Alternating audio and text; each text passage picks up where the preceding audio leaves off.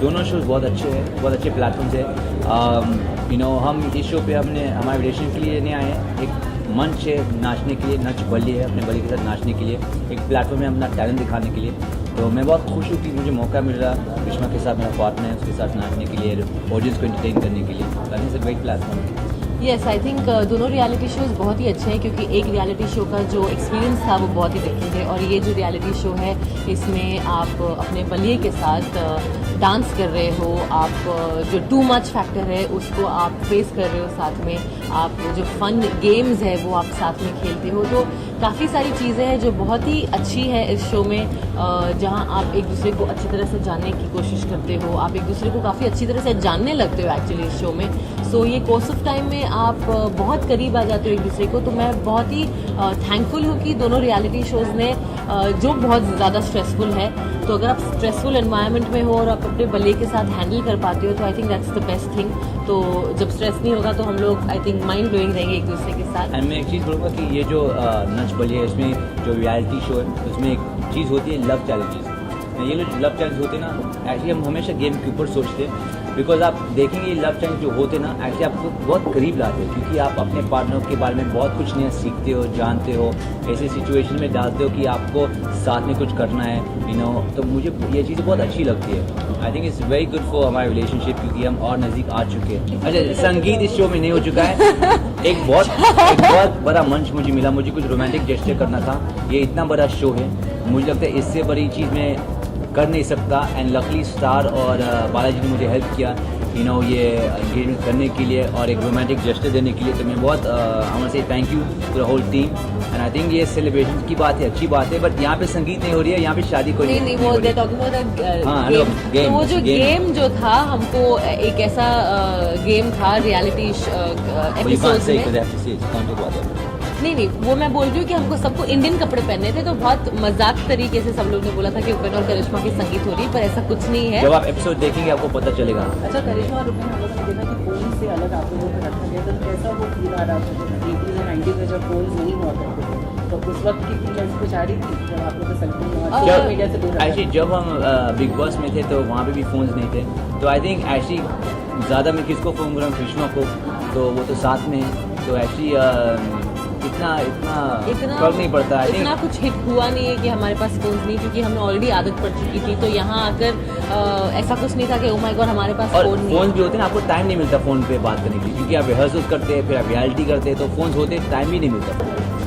शादी हम ऑब्वियसली ये शो खत्म होने दो, हमको पता है इसके बाद हम थोड़ा प्लान कर सकते हैं। अभी इंगेजमेंट हो चुका है, डायरेक्टली शादी थोड़ी, मतलब थोड़ा सा प्लानिंग टाइम है, 1 हफ्ते हो चुका है। अभी तक प्लानिंग हुई नहीं है, पर डेफिनेटली सून, यस डेफिनेटली सून।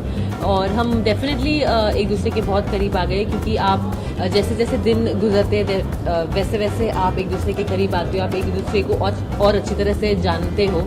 तो हम साथ में डांस करते हैं, हम साथ में रियलिटी गेम्स खेलते हैं, हम साथ में वक्त बिताते हैं, तो डेफिनेटली और आप जानने की कोशिश करते हो, आप और अंडरस्टैंडिंग हो जाते हो।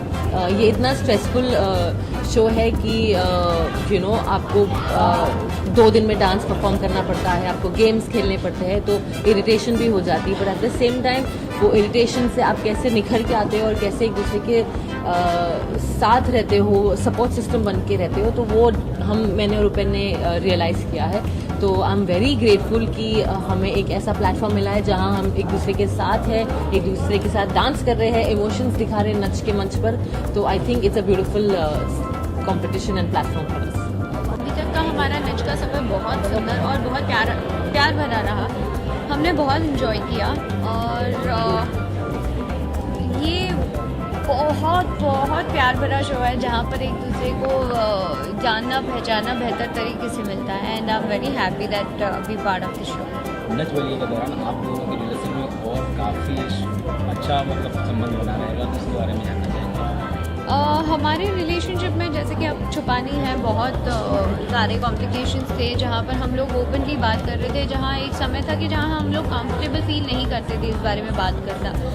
बट हाँ, अब हम दोनों जब इस बारे में जब बात करते हैं, दोनों एक दूसरे की रिस्पेक्ट रख के हम एक दूसरे की गलतियाँ और एक दूसरे से क्या एक्सपेक्टेशन है वो बताते हैं, और वो जो तरीका है वो हमने एंड उससे काफ़ी कम्युनिकेशन भी हमारे बीच में जो कम्युनिकेशन गैप था वो भी काफ़ी कम हुआ है।